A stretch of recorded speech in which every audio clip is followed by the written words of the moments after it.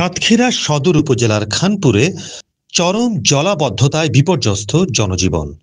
সেই দুর্দশার অবসান চেয়ে আজ সকাল 11টা 30 মিনিটে খানপুর এতিমখানা ও আলিম মাদ্রাসা, ঈদগাহ মাঠ, বাজার মসজিদ এবং মাছ চাষের ঘেরের সামনে অনুষ্ঠিত হয় এক শান্তিপূর্ণ মানববন্ধন। মাছের ঘের ডুবে যাচ্ছে শুধু খাল বা নালা না থাকার কারণে। আমরা সরকারের কাছে দাবি জানাই যে এই মাদ্রাসার যেন আর ডুবে না থাকে। এই মানববন্ধনে অংশ নেয় শতাধিক গ্রামবাসী, শিক্ষার্থী, মাদ্রাসা কর্তৃপক্ষ এবং ঘের মালিকরা।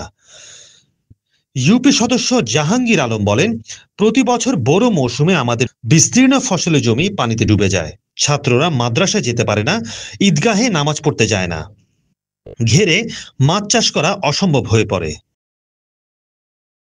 এখান থেকে একটা খাল হোক, এই দাবি আমার মাদ্রাসার পক্ষ থেকে। প্রায় 2 থেকে 300 বিঘা সম্পত্তি রিদান করতে পারি না এবং খানপুর মাদ্রাসা এবং মসজিদ, জলবদ্ধতা, এতিমখানা। সমস্যার মূল কারণ হিসেবে উঠে এসেছে পার্শ্ববর্তী রইজপুর গ্রামের প্রবাহমান খালকে বন্ধ করে দেয়া আর একটি কালভার্ট বন্ধ হয়ে থাকায় পানি বের হতে পারছে না। সেই কালভার্টটা অনেকদিন যাবৎ বন্ধ। আমরা ওই কালভার্টটা পুনর্নির্মাণ এবং পরিষ্কার করে পানি সরানোর ব্যবস্থা করতে আকুল আবেদন করছি। গ্রামের প্রবীণ ও ঘের মালিক গিয়াসউদ্দিন, তপন কুমার বিশ্বাস ও হুজুররা জানান, খানপুর ও রইজপুরের মাঝখানে একটি নতুন নালা খাল খনন করলে সমস্যাটির স্থায়ী সমাধান হবে।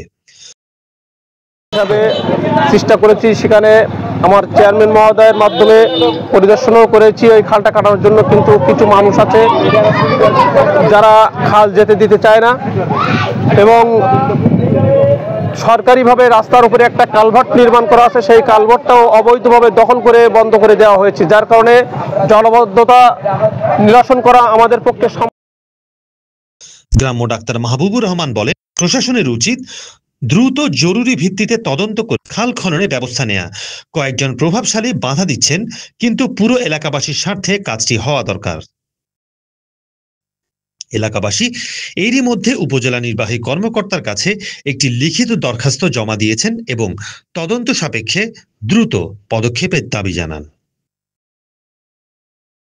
দেখছিলেন সাতক্ষীরা থেকে আবু জাফরের রিপোর্ট।